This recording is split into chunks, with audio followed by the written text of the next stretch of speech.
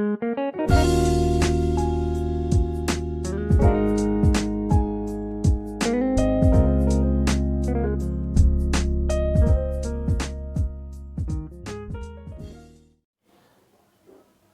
hello everyone. Welcome to the English class. According to your course, the next lesson that we are supposed to take up is Two Deer by Leo Tolstoy. It's a short story by Leo Tolstoy. As the title of the story, I would just like to tell something about it. Too dear means something which is too expensive. Now, when we move further on with the story, there you get to know as to what turns out to be too dear for who, and in which various ways does it turn out to be too expensive. So that's quite an interesting story. About the author, I would like to say that you must have heard about Leo Tolstoy. He was quite a well known Russian writer of the 19th century, and in fact one of the greatest novelists in the world. And his best known novels, if you have heard of, they are War and Peace and Anna Karenina. He wrote a lot many short stories and novels, but these are the most well known of his. And his writing style, if we talk about, he was moralistic in his writing style, and an ascetic. Ascetic is a person who is extremely disciplinarian, who is strict in his ways. So his lifestyle was reflected, and his moralistic views were reflected in his writings. His writings were more of a social reformation ways. I mean, where he would like to reform the society. His stories were based on that, or they revolved around social issues and his attempt to reform the society. Okay, as just as a pre-reading activity, as we can say, this speaks about how can we differentiate between a competent leader and an incompetent leader. So when we talk about what are the qualities that a competent leader should have, he should be principled. Principled means he should have his morals in place, he should have his ideas with which he works and makes his followers work. So a competent leader should be principled, and an incompetent leader is unethical, doesn't follow any ethics. Okay, and a competent leader is someone who leads a spotless life, who wants to create an image, and just does not create an image, but he follows it spotlessly for the betterment of the followers that he has. And an incompetent leader is unclean in his ways. He doesn't follow the proper ways of being, and he doesn't much care about his followers, and that's why unclean. The next is a competent leader is considerate, and an incompetent leader is arrogant. Considerate in the sense that a leader is supposed to be the one who stands as an epitome of every good quality for his followers. So someone who's considerate towards the people who follow him is a competent leader, and an incompetent leader is arrogant. Someone who's strategist, who knows how to work, who knows how to work for the well-being of the people and plans accordingly. Whereas an incompetent leader is someone who is indecisive, lacks the ability of taking decisions at the proper time. Now, a competent leader should be equipped. Equipped in the sense, should know how to react and what measures to be taken at a particular situation. When faced with a particular situation, it can be difficult, it can be tricky, but an incompetent leader is unprepared. Okay, informed. A competent leader is one who is informed of the present times and who knows what to do. All right, whereas an incompetent leader is completely ignorant, doesn't know what the present is, because he is all the time talking about his own selfish interests. Probably that is why he is an incompetent leader. Then a competent leader should be self reliant. He relies on his own strength, he knows what he has. And an incompetent leader, in contrast to that, is dependent because of the various drawbacks that he has. We have already spoken about them. He is dependent on others. then he is a competent leader is definitely superior, whereas incompetent leader has a substandard ways of dealing with things, prudent and imprudent. He knows how to tackle things, whereas the other one is just incapable of that. Then well advised and ill advised. A competent leader is someone who is well advised. The people or the board of advisors, for that matter, are the ones who are themselves as competent as the leader is. Whereas an incompetent leader has a bunch of fools around him who are, as he is, not as competent. Same are the followers or the people or the set of advisors around him who are ill advised. I mean, who don't give him good advice. Now, these are the last one would be a competent leader, and this is not the least. He has to be courageous, and an incompetent leader is a coward. Why do I list all these qualities in contrast to a competent? I mean, trying to bring a comparison between a competent leader and an incompetent leader is uh, to give you an overview of the story where you will find the difference or the important things needed in this particular story. Okay, so that is the reason you'll get to know why it is needed to know about these things. Now we talk about the story in brief. Well, it is a political satire. Satire is, as you must be knowing, a literary tool, a way of writing where the follies or the drawbacks of the society are brought about or highlighted by the author so as to reform them, so as to correct them. So, this story is a political satire. Political because it deals about a particular kingdom and a king ruling that kingdom. So, this is a political satire. This story is about an incompetent and a greedy king. As we discussed just in the last slide, the differentiation between a competent and an incompetent leader, so as to give you a perfect picture of what all things should be present in a competent person leader and an incompetent leader, how he lacks in so many important qualities. This story is about an incompetent leader and a greedy king, now, who rules his kingdom in an unethical way. His way of ruling the kingdom is also unethical. A king is someone who's the most superior as per his position, and his subjects are supposed to be dealt with in an ethical manner. But then this king seems to be greedy and seems to be ruling his kingdom in an unethical way. His kingdom lacks well defined laws to deal with the criminals. Now, again, as a kingdom should have a set of laws so as to make the people abide by them, so as to have a particular system in the kingdom. The kingdom itself lacks in this, in well defined laws, and specially how to deal with criminals. Now, a murder is committed. Well, the story says that all of a sudden, with all these drawbacks, when we get to know, the story proceeds further, we get to know that a murder is committed in the kingdom, and a murder first of its kind. Never had a murder been committed because the people of that kingdom were quite peaceable, quite peaceful, they were happy. All of a sudden, a murder was committed in his kingdom.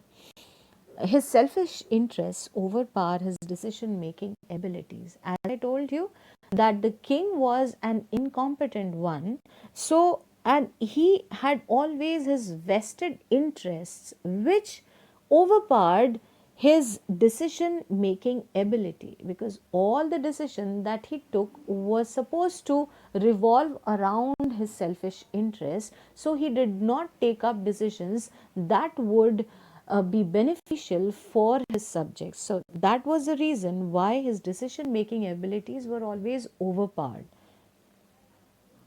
A serious issue. Now finally the story, as we would proceed further, you would get to know that a serious issue, how this king's shortcomings make an issue turn into a complete mockery. He makes fun of the complete situation. It is turned into a complete mockery because of his inability to deal with that issue.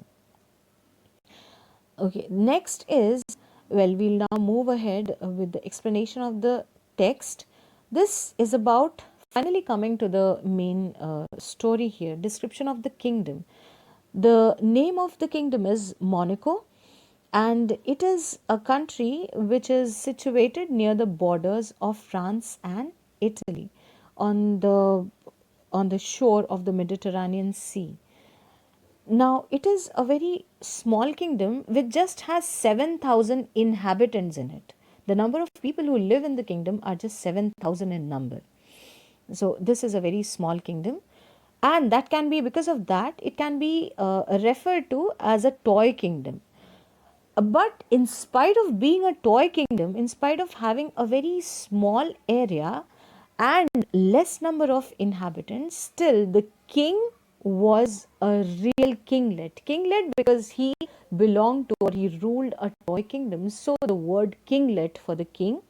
In spite of being a kinglet, the king had a palace, the king had courtiers, the king had ministers, a bishop, generals, and an army. Okay, so the king enjoyed all the luxuries that any full fledged kingdom would have, irrespective of the size of his kingdom, irrespective of the fact that he just was a king of a toy kingdom. He enjoyed all the luxuries and every benefit of a king. Now, these are the things that we come here. The army, the bishop, the generals, everything, the courtiers and the ministers, you can see that on the screen. The army, quite a funny way, it just had 60 men in it. There were just 60 men in the army, not many. And well, since it was a kingdom and the king had to uh, lead a life with all the luxuries, so he had to have ways to generate revenue. And the ways of generating revenue, as all of us know, are taxes that are levied on the public. So the king had these taxes based on tobacco and wine and spirits and poll tax. Poll tax is that type of tax which is levied on every individual living in a particular kingdom. So these were the taxes on which the king used to earn his revenue. Now, because of just 7,000 inhabitants there and just these three things that the king could levy taxes on, and he had to live a luxurious life, the money would not suffice his luxuries, for his luxuries. So he had to have a gaming house. A gaming house was just to increase the source of revenue. Gaming house is nothing but a place where people would come and gamble. All right. So roulette is played in the gaming house, as it says. Roulette is, as the picture here shows, is that game which is played in the gambling houses. So people would come and gamble in the gaming house. So roulette was played there. Gaming houses were banned in the neighboring province. Monaco was the only kingdom which ran these gaming houses in spite of all the neighboring provinces having banned these gaming houses. The reason for banning the gaming houses was that it was extremely harmful and dangerous for the people, for the citizens of that country. They would come, stake some amount, lose it, and go on staking money on these gambling things and lose a lot of money. They would have to borrow money from other people and again lose it, and that would take them to such an extent that people would start committing suicide and killing themselves and all sorts of problems having in their lives. Keeping all these things in mind,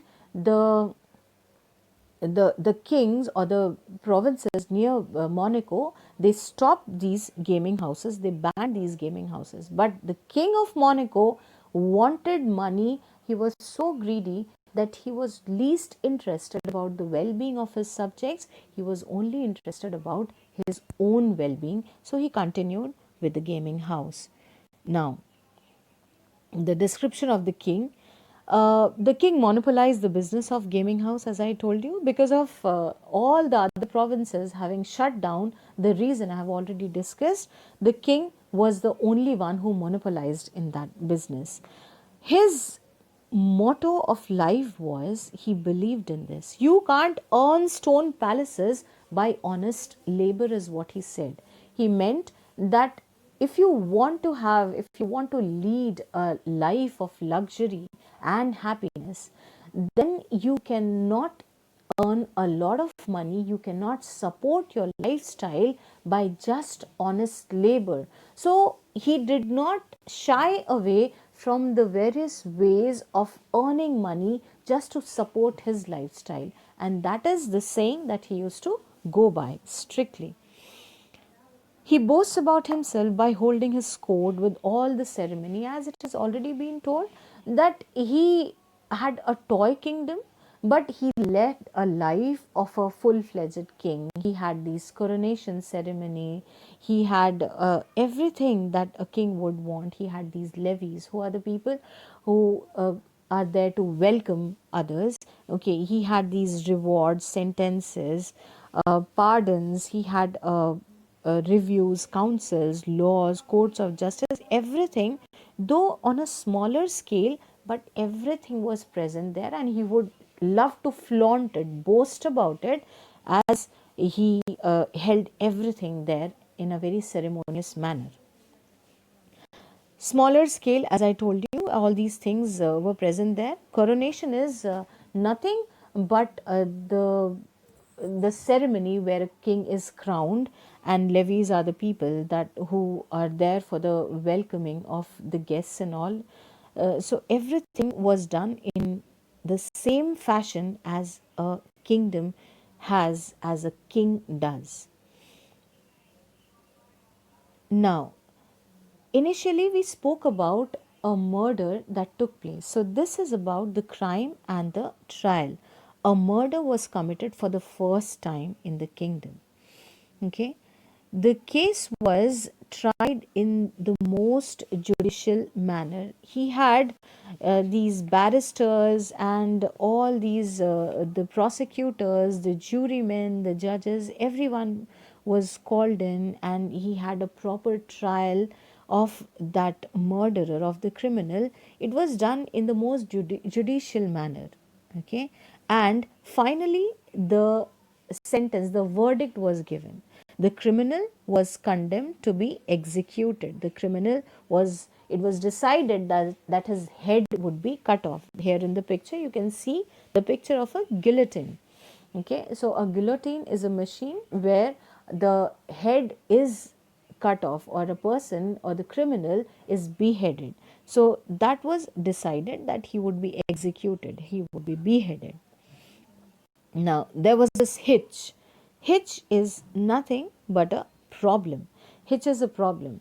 The king, before the trial, as it is said that he was ill informed, he was not informed about his kingdom itself. He did not know that his kingdom did not have a guillotine, nor did it have an executioner. Executioner is that person who beheads these criminals. A guillotine is a machine which helps in beheading. So, after the death sentence was announced, the king got to know about the problem that his kingdom lacked the facilities of punishing a criminal with such a serious crime, who has committed such a serious crime. So he did not have a guillotine, nor did he have, nor did the kingdom have an executioner. So that still now, the story would be continued, explanation of the text would be continued further